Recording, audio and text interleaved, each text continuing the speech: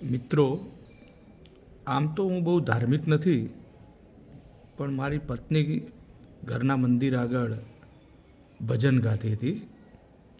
ભજનના શબ્દો હતા, ભક્તિ કરતા છૂટે મારા પ્રાણ, પ્રભુજી એવું માંગુ છું. હું તરત ઊભો રહી ગયો અને ભગવાનને હાથ જોડીને કહ્યું, એ ભગવાન, મને કંઈ નહીં આપો તો ચાલશે, પણ એ જે માગે છે એને આપી દો. મિત્રો, એક દિવસ મને જીન પ્રસન્ન થઈ ગયો. મને કે માંગો તે આપું. મેં કહ્યું, અહીંયાથી અમેરિકા સુધીનો રસ્તો બનાવી દો. તો કે ના, આ તો બહુ અઘરું કામ છે.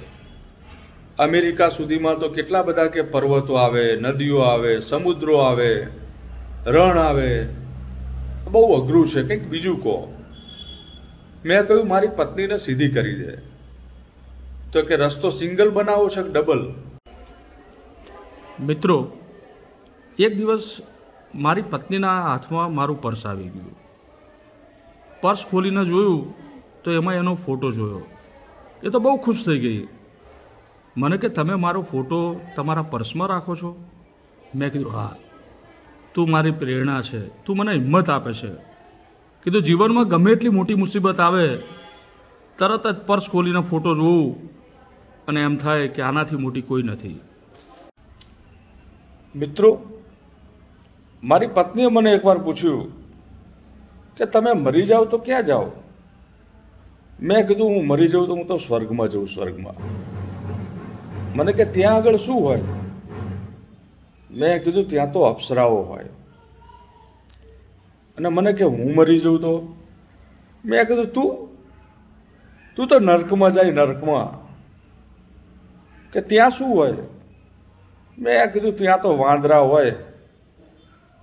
મને કે તમારે સારું, જીવતા જીએ સ્વર્ગ, મર્યા પછી એ સ્વર્ગ, જીવતા એ અપ્સરા, મર્યા પછી એ અપ્સરા, અને અમારે જીવતા તો ઠીક, મર્યા પછી એ વાંદરાનું વાંદરું જ. મિત્રો, હું ને મારી પત્ની ફરવા નીકળ્યા હતા. રસ્તામાં એક મદારીનો ખેલ ચાલતો હતો, તો જોવા માટે ઊભા રહી ગયા. મદારીએ એક સરસ વાંદરી લાવેલો હતો. વાંદરી બહુ સરસ કામ કરી રહી હતી. ઠુમક ઠુમક ચાલે, માથા ઉપર બેડું મૂકીને લઈ જાય. થોડી વાર થઈ, ખેલ પૂરો થઈ ગયો, પ્રેક્ષકો બધા જતા રહ્યા. મદારી બધું સમેટી રહ્યો હતો.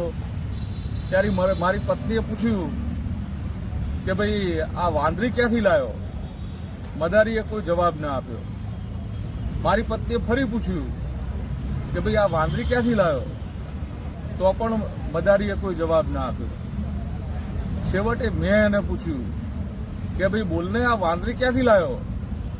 તો મદારીએ મને કહ્યું, મેં તને પૂછ્યું તું ક્યાંથી લાવ્યો?